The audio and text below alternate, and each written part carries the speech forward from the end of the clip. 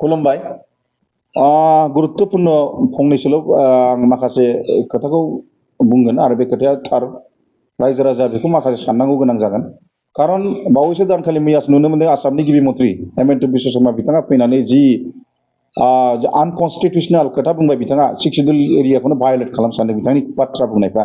मानो होनना बुङोबा जे बिथाङा मोनसे साननांगौमोन खिन्थु बिथाङा सानदों जर होथारनानै जेरैखि जाया डमिनेट खालामनो बेखौ फार्स्ट आं बुंनो सानदों जे बिथाङा एसे साननांगौमोन। मोनसे खोथाखौ बिथाङा जोबोद दुखु गोनां बाथ्रा बुंदों जोंनि 36 लाख बिटिसिनि आरो माखासे 15-16 लाख बर'खौ बिटिसिनिखौ जिहेतु नेग्लेक्ट खालामनाय जादों। बिथाङा बुंदों दे बिजेपि सरकारा जुदि फैयोब्ला गासिबो समान समान अधिकार मर्यादा गासिबो जनगोष्ठीखौ होजोबगोन होनदों। होमबा गासिबो सरकारा बे सरकार फैनानै गासिबो मर्यादाखौ गासिबो राइट्स इकुवेलिटि पार्टियालिटि जुदि होयोब्ला 6 शेड्युल एरिया बहा थागोन? सोंलु नाम्बार सिटिया बेखौ थादों। बिथाङा अलरेडि सेक्सन नाम्बार 3 खौ भायलेट खालामबाय। बिथाङा जुदि बिदि बुं खोथा बुंनाया बिथाङा बेखौ जुदि भायलेट खालामबा बिथांनि उपरिबो खिन्थु मोनसे गुरुत्वपूर्ण माबा डिसिजन लानांगोन। खारन बे खोथाखौ दिनै सबसे दुखु गोनां बाथ्राया बेखौसो बुंनो सानदों इउपिपिएल बिपिएफनि माखासे हाग्रामाफ्राव बिथांमोननि बे दायित्वमोन जे बे खोथाखौ बुंनायखौ बिथांमोना मानो थाखाय डिबेट खालामनो हायाखै? बिदि होमबा बिथांमोना सानदों नामा जे फैबाय थानाय बिसायख'थियाव जे जोंखौ बिजेपिआ लाफागोन सोर सासेया जों प्रसादखौ बांसिन मोनजागोन सोर सासेया हेमन्त बिश्व शर्मानि बांसिन अननानै आरो फैबाय थानाय दानाव बिटिसिआव सिट जाफिननो हागोन बे खोथाखौ सानो नामा?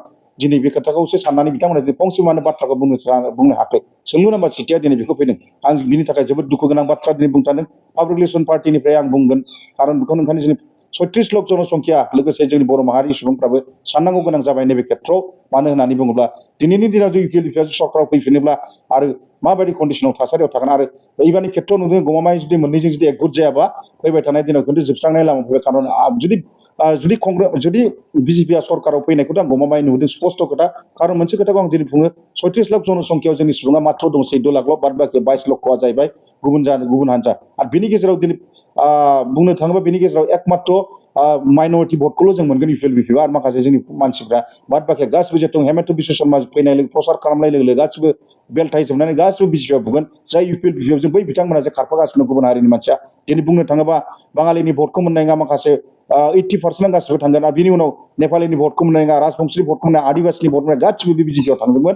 खारन बै हेमन्त बिश्व शर्मा खालि मोनसेल' बाथ्रा बुंनो बाखि थाबाय जे बै अनाबर सिस्टेमखौल' बिथाङा बुङाखै जे बर' दंफायो कहेक्सननि थाखाय होनो हायाखै खिन्थु बे कन्डिशनाव लांनो थांगासिनो दं।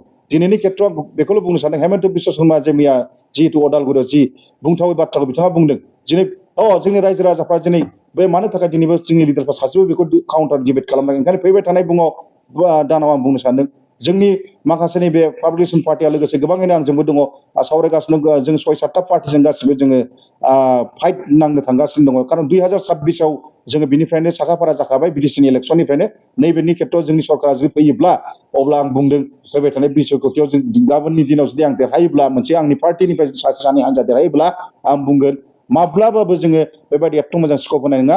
खारन हेमन्त बिश्व शर्मा बायदि जों फाइट नांनो थाखाय बेनिफ्राय स्ट्रं सासे लिडार नेता नांगौ नङाबा थारसारा दिनैनि दिनाव हेमन्त जों फाइट नांनो थाखाय प्रमद बर' आरो बिथाङा आरो हाग्रामा बिथांमोनखौ नुनो मोनदों नोरजिया सिस्टेम बिथांमोना जुदि दम दङमोनब्ला दिनै मानो बिनि फंसेबो बाथ्राया बुंनो हागोन बिनि थाखाय जोबोद जोंनि थाखाय दुखु गोनां बाथ्रायाव सफैदों। खारन बिथाङा अलरेडि भायलेट खालामबाय जों 6 शेड्युल एरियाखौ जे इकुवेलिटि पार्टियालिटि गुबुन जाथिनि होयोब्ला 6 शेड्युलनि मर्यादा बहा थांनो फार्स्ट सोंलु नाम्बार सिटिया बेयाव ओंखायनो गोबाङैनो जोंनि रायजो राजा फैबाय थानाय आइ आफा बिदा फंबायखौ फंसेल' खावलायहरनो सानदों नोंथांमोना मोजाङै डिसिसन खालाम थिरांथा बा नोंथांमोना नेताखौ नायनाङो खालि थाखा फैसा रांखावरिखौल' नायनानै राजनितिखौ खालामनो दासान फैबाय थानाय आथिखालाव ओंखायनो आं सानो स्ट्रङै मोनसे डिसिसन ला आरो जोंनि पार्टिया जुदि हान्जायाव फैबा सार्टेनलि आं बुंनो फाइट खालामगोन हेमन्त बिश्व शर्मा मोनसे जोबथा फाइट जागोन जे बिथाङा फैबाय थानाय बिसायख'थिनि बिटिसिआव जुदि जोंनि पार्टिनिफ्राय सोरबा सासे देरहायोब्ला बा अथ'बा आंनो देरहायोब्ला बिथाङा 6 शेड्युल एरियायाव बेबायदि जानला मोनला आबुल थाबुल बुंनो हानायखौ गोसोआव लाखा रायजो राजाफोर। ओंखायनो बैबायदि लिडारखौसो नोंसोरनो नांगौ आं एसेखिनियानो बुंनानै केन्डिडेटआ दा बर्थमान जों बेखौ डिसिसन लानो हाया खारन 6-7टा पार्टि जों जिरायगासिनो दं इन्टारनेटलि आरो जिरायनो थांगासिनो दं बेनि गेजेराव जों सिट शेयारिं खालामनानै गेलेगोन आरो निश्चय जोंनि पार्टिया एबार देरहासार जागोन आरो 36 लक्ष जनसंख्या जोंनि थाखाय एबार बेनि खेत्रआव एबार डिसिसनखौ लागोन आरो बैबायदि नेता हाग्रामा प्रमद बिथांमोनखौ नोरजिया नुदों आं बिथांमोनखौ गाज्रि सानाखै जे बिथांमोना मानो थाखाय आंनि सोंलु नाम्बार सिटिया बेनि दुखु गोनां बाथ्राया जे मैयानि दिनाव हेमन्त बिश्वआ जेरखम खोथा बुंदों बिनि एगेन्स्टै मानो फंसे बाथ्रा बुङाखै अब्ला जोंनि रायजो राजाफ्रा आं बिथांमोनखौ जे आं गाज्रि रावजों सोंखारिनो थाङाखै खिन्थु रायजो राजानि डिसिसनावसो साननांगौ गोनांथि जाबाय ओंखायनो रायजो राजा सानै हनै भटखौ